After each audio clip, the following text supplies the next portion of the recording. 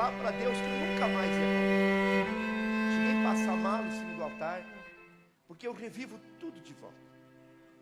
Mas como Deus tocou no coração do missionário, e eu sei que vai edificar a sua vida, é forte, é muito forte. Irmãos, e hoje aqui, como nós limos na Bíblia, que quando nós ouvir a voz de Deus, não é para nós endurecer o nosso coração. Hoje, através desse testemunho, Deus vai falar com alguém aqui. Você está passando luta, o inimigo lutando para tirar você da igreja, tirar você da presença de Deus, afastar você do caminho que está levando ao céu. Mas por causa da incredulidade, muitos, milhares, não conseguiram entrar. Eles acharam que iam entrar na terra prometida, mas o engano do pecado e a incredulidade, eles não puderam entrar por causa dessas duas coisas.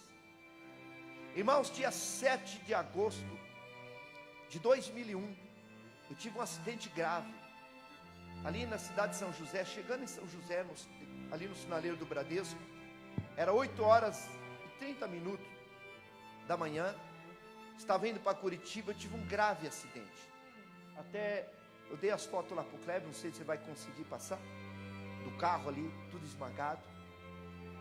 E nesse acidente teve duas pessoas que perderam a vida, a falecida esposa e mais uma irmã que estava comigo. Eu estava na igreja, Deus tinha falado, era um plano de Deus, porque nem tudo que acontece na nossa vida é o plano de Deus, mas tem coisas que é o plano de Deus.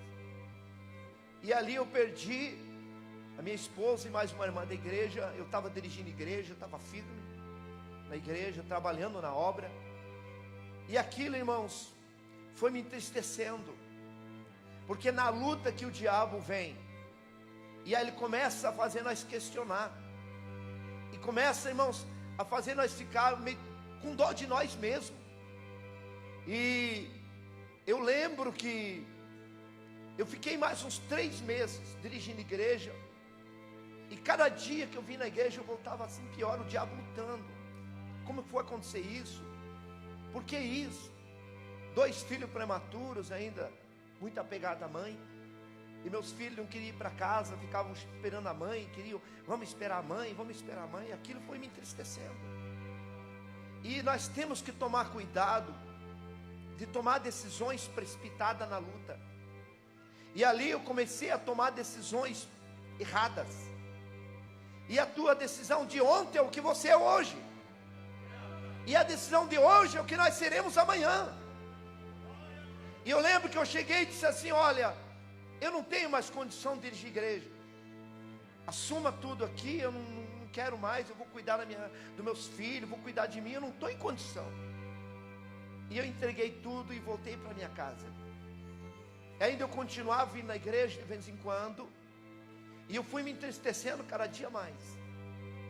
E um dia eu tomei uma decisão pior da minha vida. Eu fechei a minha Bíblia de madrugada e joguei a minha Bíblia com tudo em cima do guarda-roupa, e falei: eu nunca mais prego o evangelho. Indignado, revoltado, porque o diabo vai se aproveitando, e ele fala na nossa mente, porque dentro da nossa mente é um campo de guerra. Será que vale a pena eu estar na igreja? Será que vale a pena? Os irmãos me abandonaram, eu queria todo mundo em volta de mim, e eu comecei a ficar aquele crente dodói. E um dia eu disse: não prego mais. E aí, quando eu joguei a Bíblia, irmãos, o Espírito Santo saiu da minha vida.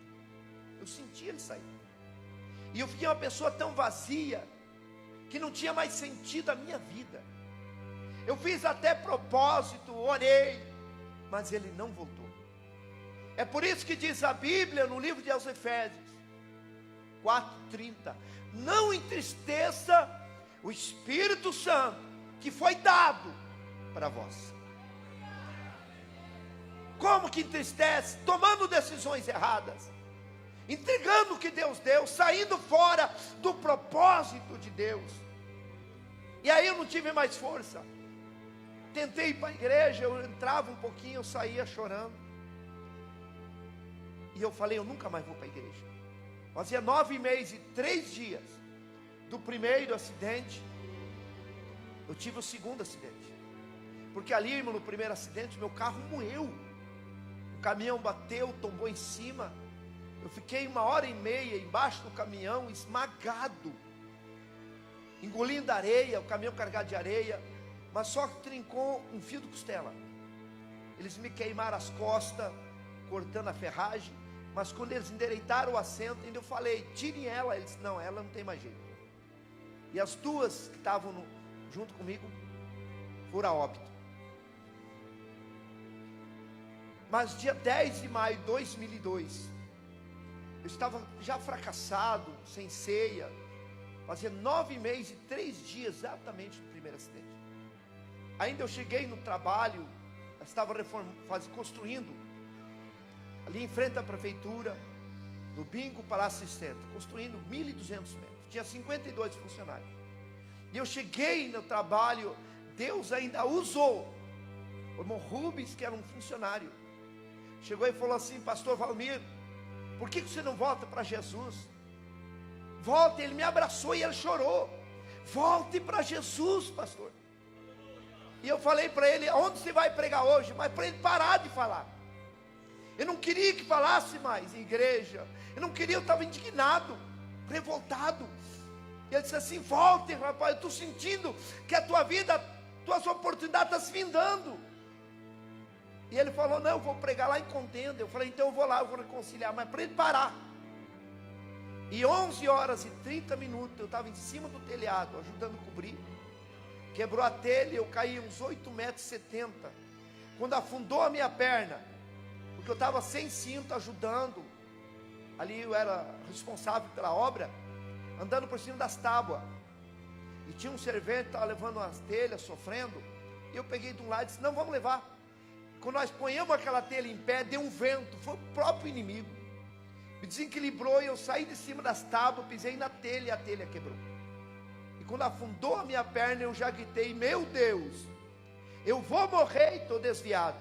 Porque eu sabia a altura que eu estava. E foi quebrando e eu vim. E quando eu caí no chão, eu levei as mãos, quebrou os meus 2 braços. O braço esquerdo ficou mais curto, uns 15 centímetros.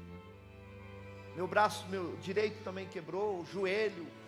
E eu bati minha cabeça e deu traumatismo craniano.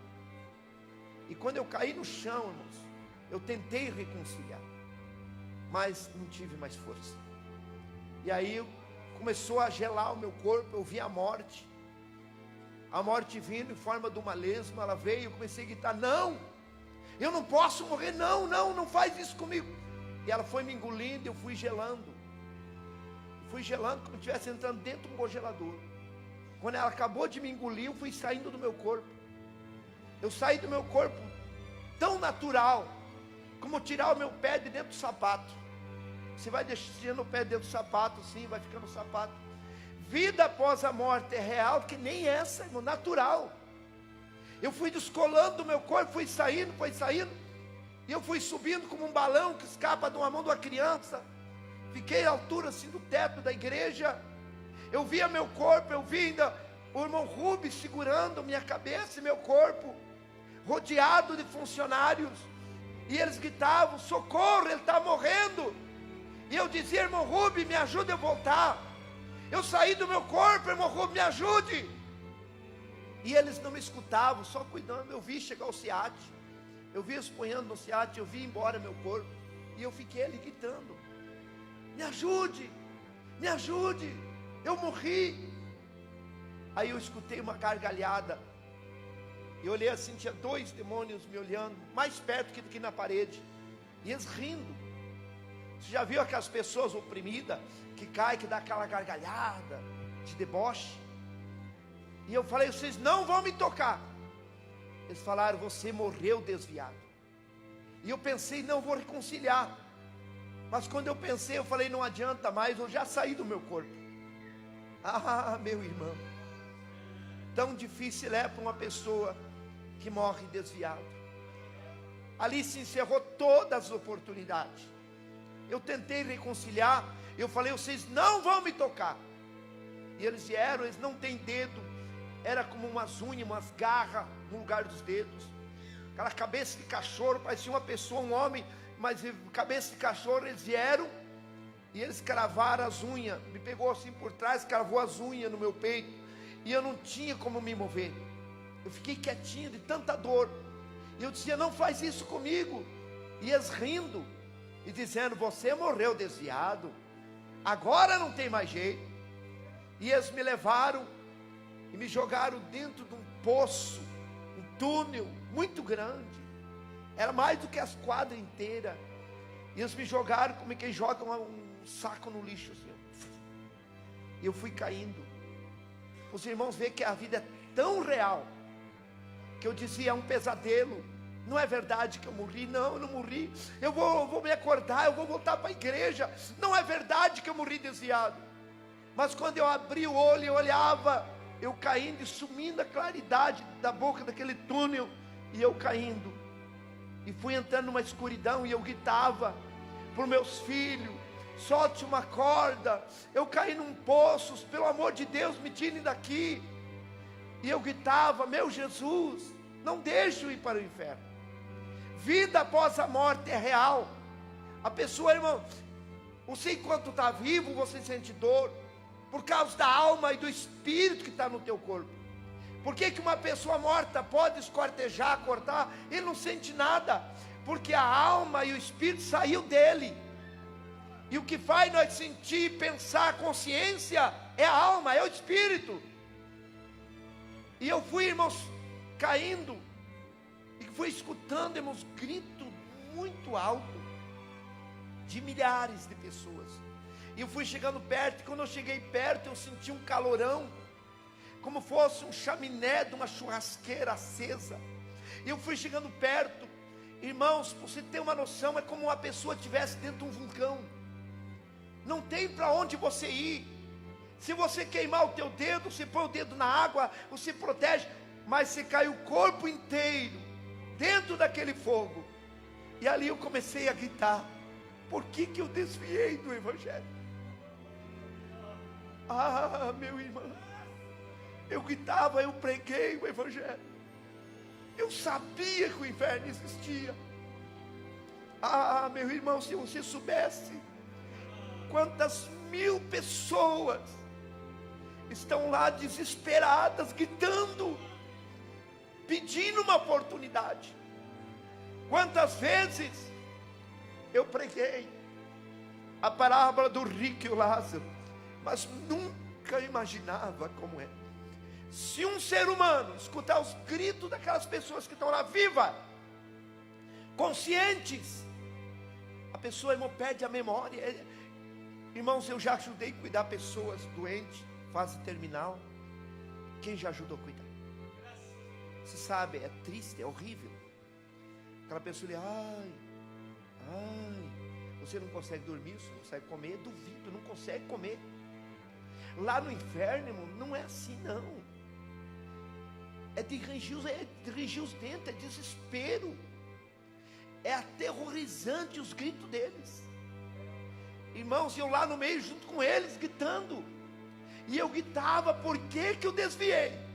Quantas pessoas, irmãos, que por causa de uma luta, por causa de uma repreensão, ele sai da igreja, e ele achando que ele é eterno, ele não sabe que amanhã ele pode ter um acidente, ele pode infartar, ele pode morrer. E para onde ele irá? Você já viu tantas pessoas no caixão, mas você já se viu num caixão? É normal você ver uma outra pessoa num caixão, é normal você ir num velório de um familiar, mas você já se viu num caixão? Quantas pessoas, irmãos, que não quer servir a Deus por causa de um familiar, um amigo, um namorado, a esposa ou o esposo. Mas se essa pessoa morrer, a família vai levar só o corpo no cemitério, mas ele já saiu dali. E para onde ele irá? Não tem desculpa. Deus vai perguntar: quantos anos você viveu na terra? Tantos anos.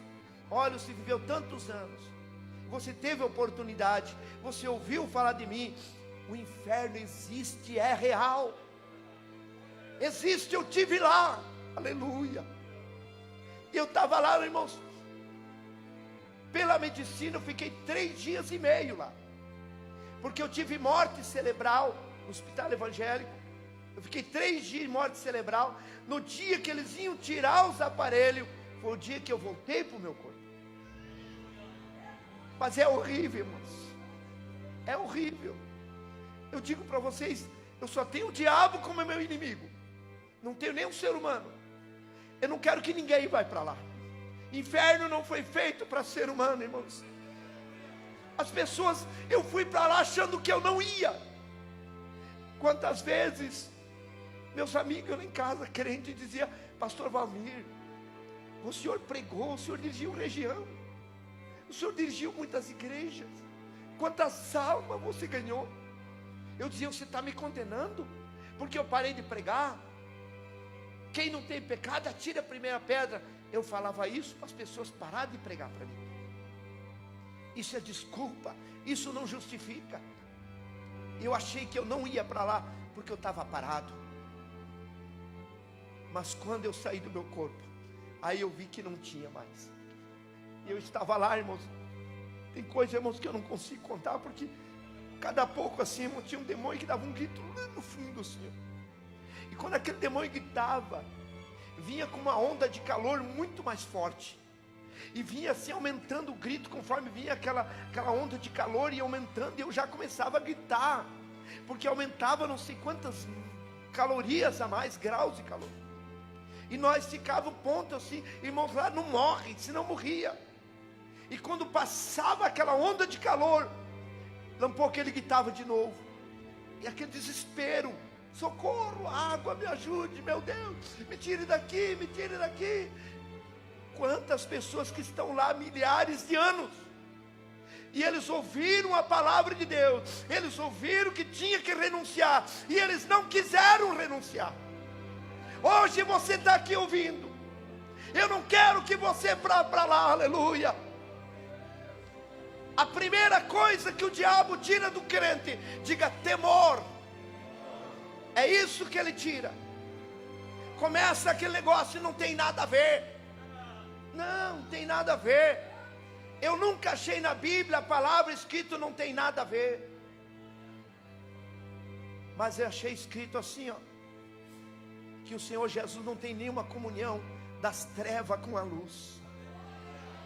Nós estamos vivendo os últimos dias, as pessoas se corrompendo. No livro, irmãos, de Salmos 111 e versículo 10, fala ali sobre que o temor é o princípio da sabedoria. Quando a pessoa, irmãos, tem temor de Deus, temor, irmãos, não quer dizer que é medo. Como que é o temor? O temor, irmãos, é uma pessoa que teme a Deus, é o respeito, guarda os mandamentos.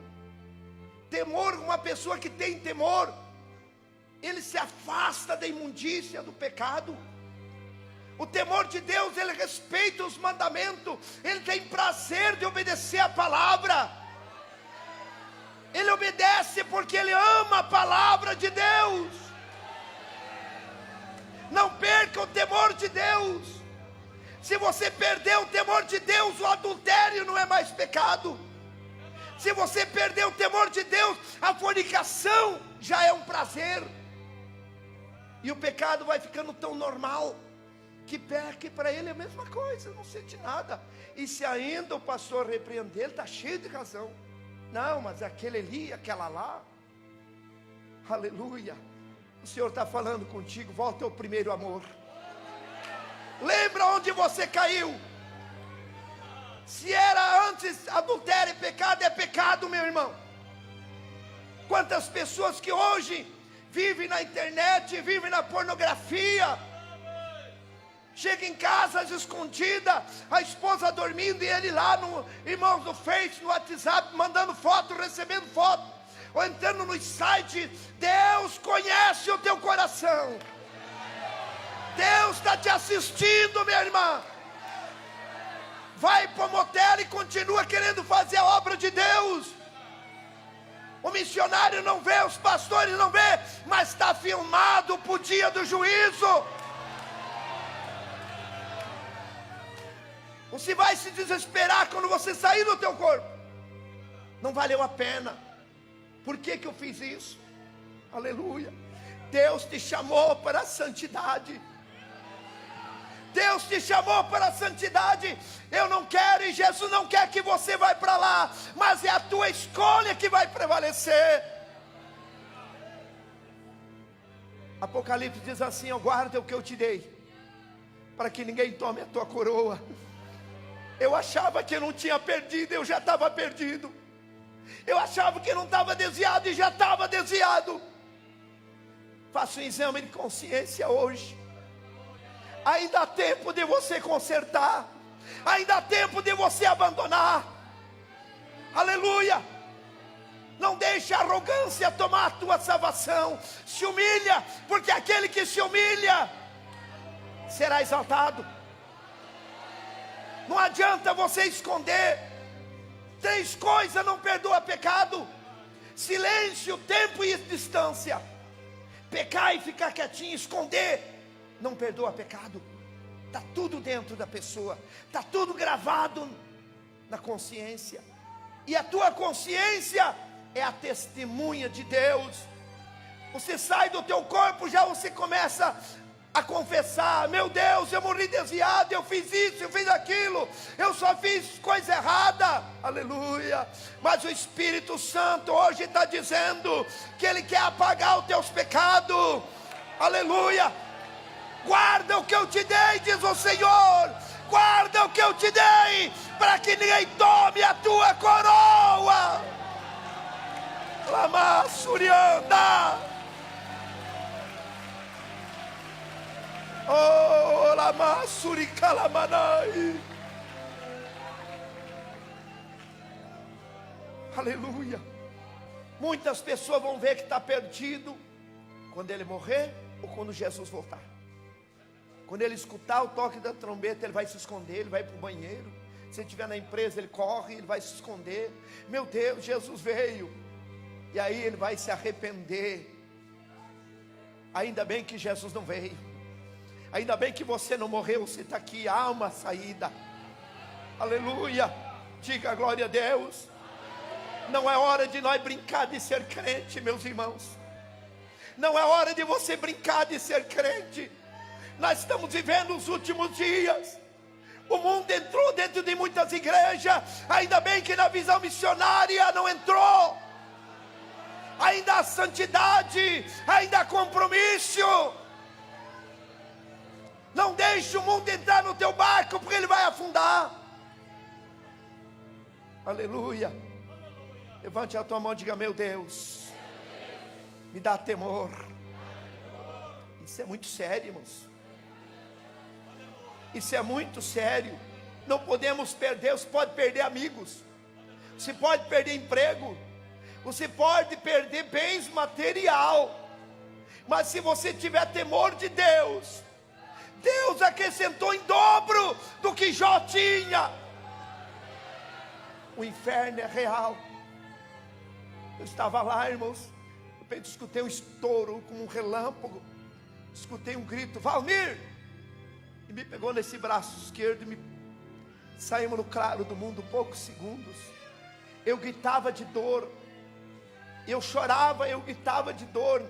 Ele me segurava como um cisquinho na mão dele, um grão de areia. Eu lembro que eu pensei: eu vou olhar, é Jesus. Quando eu pensei em olhar, ele me virou e me tampou com a sua mão para mim não ver. É tão real, irmãos, é real. Vida após a morte é assim, real. E ele dizia: não chore. Eu disse: Senhor, eu estou tudo queimado. E ele passou a dor na hora. Oh, aleluia. Oh, aleluia.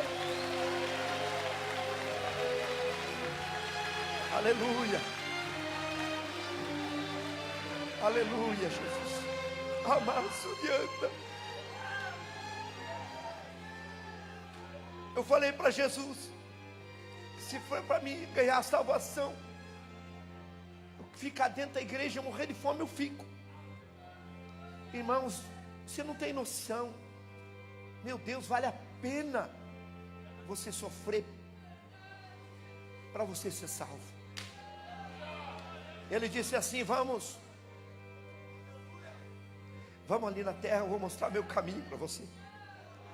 Aí eu vi a cidade assim, voando, ele me levava voando. Eu vi a cidade, eu vi as casas, falei, eu era daqui. Sim, você era daqui. Aí eu vi o caminho, era a altura da largura assim do altar, aqui do púlpito, retinho, como fosse aterrado. Ele era mais alto. Para cá lama e água, para cá aquela lama com água. E aí eu fiquei olhando aquele caminho reto. Eu vi um obreiro vindo gemendo com a Bíblia na mão. Ele já partiu para Jesus. O presbítero José Patende era o nome dele. Eu vi ele caminhando, vindo assim, gemendo. Ele vinha gemendo. E ele passou por nós, não viu nós, passou gemendo e foi. E aí Jesus falou: "Você viu meu filho?" Eu falei: "Vi." "Você viu que ele está gemendo?" "Vi." "Mas ele não vai desistir, ele vai até o final." Tem muitos obreiros gemem, o Senhor é um, sabe? A gente vê as orações do missionário gemendo, mas vale a pena, missionário, vamos chegar até o final. Jesus acredita em nós. Jesus acredita em nós. Eu também choro, eu também gemo, não é fácil. Quantas vezes, se a gente fosse olhar para a luta, a gente entrega tudo, mas não vale a pena. Vale a pena continuar mais um pouquinho. E eu lembro que vinha uma irmã com um bebezinho nos braços assim, pegando um piazinho pela mão, menininho, caminhando, e ela vinha chorando. Ela vinha chorando, passou por nós e foi chorando. E eu fiquei olhando que ela não ia chorar. Aí o Senhor falou bem assim, como se estivesse feliz: "Está vendo minha filha? Ela está em grandes provas, mas ela não vai desistir."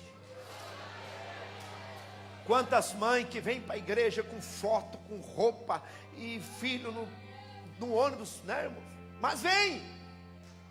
Era para o esposo estar junto, mas não quer vir, mas ela vem. E ela não vai desistir. Não desista, irmã.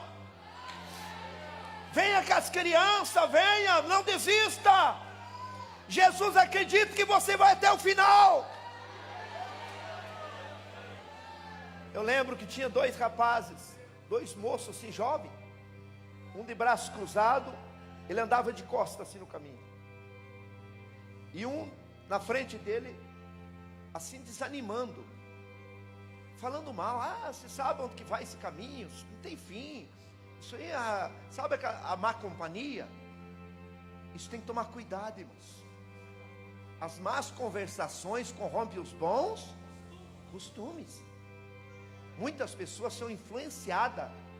Você sabe que Lúcifer, ele foi influenciado pelos anjos a dividir o céu. E quantas pessoas que até abrem igreja missionária, divide ministério, porque é influenciado pelo povo. Depois até se arrepende, mas não tem mais volta. E assim foi Lúcifer. Lúcifer foi influenciado pelos anjos. Não é justo, olha aí, só você luta, olha aí, vamos, abra também um ministério para você. Depois, foi tarde, né? E eu lembro, irmãos, que aquele jovem que ia falando mal assim, aí o que estava escutando-se assim: "Eu vou sair." E ele desceu aquele degrau assim, entrou naquela lama e começou a ficar tipo epilético, deu um ataque epilético, e ele caiu na lama. O outro começou a gritar, chamar ele, e foi lá tipo querer acudir ele, e também caiu na lama, e ficaram os dois dormindo. Aí Jesus falou assim: "Olha quantas pessoas saíram do meu caminho, um mar de gente deitado na lama. Eu vi um pastor deitado com uma Bíblia grande, dormindo. Eu falei: meu Deus, olha, esse aqui é um pastor." E aí o Senhor falou: "Irado, irmão, voz de ira.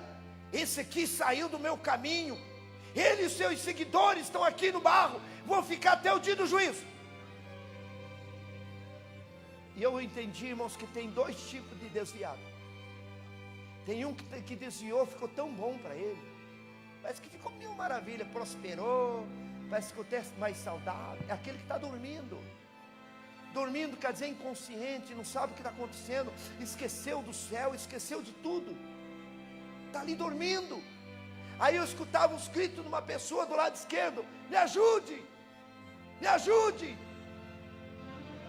Aí eu falei, quem está gritando? Ele disse, é esse rapaz ali. Aí eu virei, quando aqui no irmão assim, ó, ele estava, irmãos, de 4 pés naquela lama, com as mãos assim esticadas para frente, e as pernas dele, ele forçava para voltar nos caminhos, mas as mãos prendia, e ele gritava, eu tenho que voltar, me ajude, me ajude. E aí, o Senhor falou assim, esse aqui não vai conseguir voltar, porque ele não se desprende. Quantas pessoas, irmãos, que quer voltar para a igreja, até reconcilia, mas no outro dia, alguém mandou uma mensagem, ele volta ao pecado, ele volta às práticas do pecado, então ele não se desprende, aleluia. Mas hoje Jesus vai quebrar as algemas, hoje Jesus vai quebrar a algema, hoje Deus vai te dar força, e você vai se desprender da internet, irmãos, da pornografia, do adultério, da fornicação, do pecado, da sujeira. Hoje Deus vai te dar força, e você vai sair da lama e vai voltar para o caminho de Deus. Oh, aleluia. Deus é fiel, Deus é fiel, Deus é fiel. Aleluia. Tem uma parte pesada, irmãos. Posso contar, meu senhor? Pode? Irmãos, eu vi assim na frente um casal de namorados, como se estivesse assim na praia, só seminu, só de roupa íntima. E eles estavam naquele namoro escandaloso, naquele agarra-agarra. E aí, irmãos, eu tinha vergonha, porque nós estávamos tão perto dele que nós estávamos uns 2 metros, olhando eles, naquela situação ali. E eu vi que eles tinham muitas feridas, ferida nas costas, nos braços, no rosto, feridas enormes.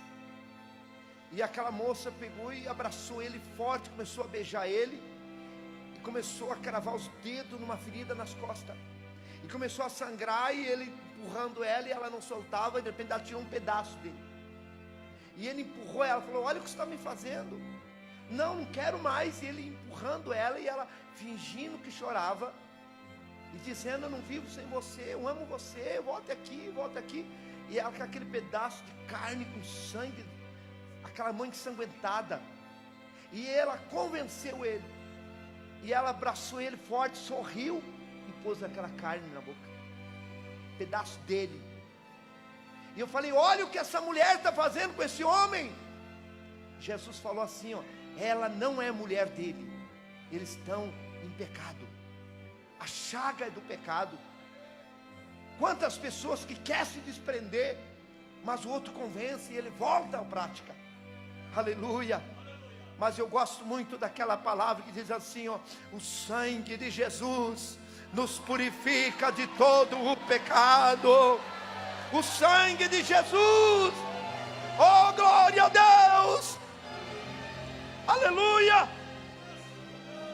Só que tem uma coisa, lá em 1 João capítulo 5, versículo 18, diz assim, ó, e sabemos que todo aquele que é nascido de Deus não vive na prática do pecado. Aquele que é nascido de Deus guarda, e o maligno não toca.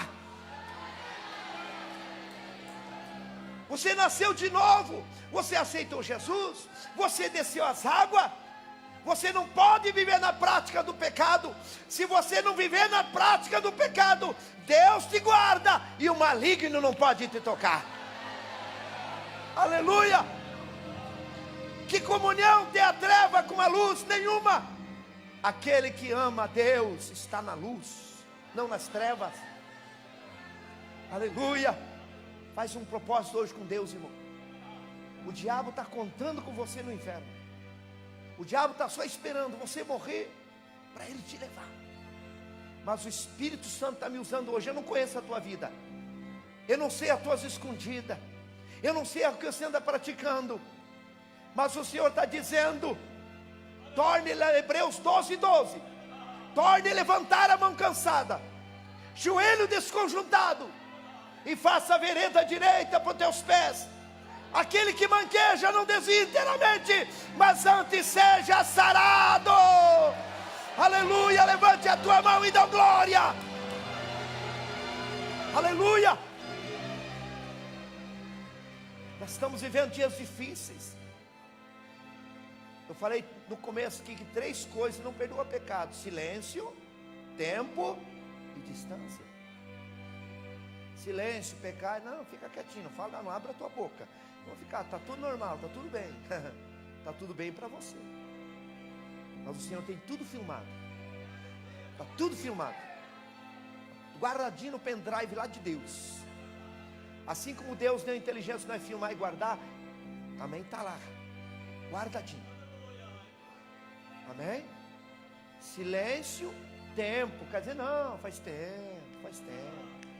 Não perdoa pecado. Distância. Não, eu fui aqui na Visão Missionária, eu vou lá para tal igreja. Às vezes nem vem aqui dar satisfação, só manda assim, ó: eu estou numa nova etapa da minha vida, obrigado por tudo e estou indo. Está indo mesmo, está indo tudo junto com ele. Silêncio, tempo e distância não perdoa. O que perdoa é você confessar. Confessar. Vim aqui dizer: pode me dar minha disciplina, estou arrependido e quero pagar o preço, e eu quero o perdão de Deus. Agora tem outros que quando nega até o último, até com foto, até com prova, nega. Eu quero ver você negar diante de Deus. Ah, pastor Marciano está me perseguindo. Ele está querendo ajudar você. Meu pastor, não está te perseguindo. Ele quer ajudar você a se livrar do abismo. Ele quer que você vá morar na glória. Confessa e deixa, e você alcançará a misericórdia. E se alguém for querer ajudar, dizer: não, você está errado, ele vira a cara, fica bravo. Tem que apoiar, dizer: não, continua, não tem nada a ver. É melhor você estar pecando dentro da igreja. Irmão, você está dentro da igreja, você não está salvo. Para você estar salvo, você tem que estar com o teu nome escrito no livro da vida. Você tem que ter temor de Deus. O temor de Deus, você rejeita a oportunidade que nem José rejeitou. Ele foge. Meu irmão, minha irmã, fuja. Fuja. Não queira enfrentar que você cai. Fuja que nem José. Mas valeu a pena, Deus honrou depois. Na hora até mesmo, talvez ele podia ter dito: não, mas puxa, que eu podia. Não. Botifar não ia ver, mas Deus ia ver. Deus ia reprovar, ele ia perder a bênção. Dizia: foge, meu irmão, foge, minha irmã. Aleluia, que Deus vai te honrar. Deus vai te honrar. Oh, aleluia. Para encerrar, irmãos, não vai poder continuar. Ele me trouxe, me pôs em cima do caminho. E eu comecei a gritar: não, Senhor, pelo amor de Deus, não me solte, não, eu não posso voltar para lá. E ele me soltou, eu caí, não tinha força nas minhas pernas. Aí ele me firmou, pegou pelos 2 ombros, me pôs em pé e disse: firma tuas pernas. Aí eu tive força. E ele pôs aquele braço grande assim, irmão, aquele guarda-pó branco que brilhava, igual a luz assim, ó, resplandecente, aquele braço longo. E eu caminhando mais pequeno que uma formiga do lado do braço dele. Aleluia. Se até aqui eu cheguei, é porque o braço do Senhor está me protegendo. É o braço do Senhor. Aleluia. Aleluia. Eu vi, irmãos, estava dentro da UTI procurando meu corpo. Entrei dentro do meu corpo assim, igual se põe um pé dentro do sapato. Entrei. Foi o dia que o médico estava furando embaixo da minha unha com uma agulha, uma seringa, para ver se eu estava já em óbito, para ele tirar os aparelhos. Foi onde eu mexi. Ele disse: não, o rapaz está consciente. No outro dia eu saí de coma, irmãos. 3 coágulos de sangue. Lado esquerdo paralisado, eu não sentia nada, eu não sentia meu corpo. Eles iam me operar, meu pai assinou um termo de responsabilidade, me trouxe eu para casa. E os irmãos começaram a orar lá em casa. No 5º dia, irmãos, eu passei muito mal, porque eles enchiam minha boca, batiam no liquidificador, enchiam minha boca, maxilar quebrado, dente quebrado, e eu não sentia a minha língua, eu não engolia, eu chorava de fome. Quantas pessoas que reclamam porque não, só tem um arroz, irmãos, eu chorava de fome, eu chorava de sede. E uma madrugada eu comecei a passar mal, eu sentia a morte, e eu comecei a fazer um propósito com Deus, e eu vi uma luz que entrou dentro do meu quarto, que me queimava, um farol aceso, e eu fiz um propósito, que aonde Deus me mandasse eu ia, e que jamais eu ia desistir, enquanto eu tiver fôlego de vida, eu quero pregar o Evangelho.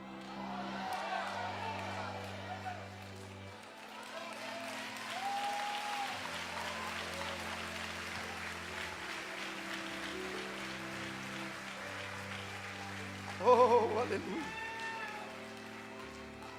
E ele me deu um sopro bem forte, e foi saindo, voltou as forças. Eu comecei a gritar, meu pai, meus filhos que estavam me cuidando, meu pai falou: filho, você está morrendo de fome. Eles bateram no liquidificador, eu senti minha língua, engoli, comecei a engolir. Irmãos, não tem coisa melhor no mundo. Talvez para você é uma coisa tão normal, sentir o tato, sentir cheiro. Eu não sentia cheiro, irmãos, meu lado esquerdo paralisado. Com 17 dias, depois que Jesus veio no meu quarto, eu comecei a mexer as mãos, mexer os dedos. Estourou os coágulos dentro do céu da boca, vazou aquele sangue. Irmãos, para a glória de Deus, resumindo, a única coisa que Deus deixou um sinal na minha vida é o meu nariz aqui, que é amortecido. Não sinto nada. E eu não sabia, não entendia por quê. Mas uma manhã, quando eu lavei meu rosto, eu passei a mão, olhei no espelho, e eu entendi que toda vez que eu olhar no espelho, toda vez que eu lavar meu rosto, eu vou lembrar de onde Deus me tirou. Eu vou lembrar de onde Deus me tirou.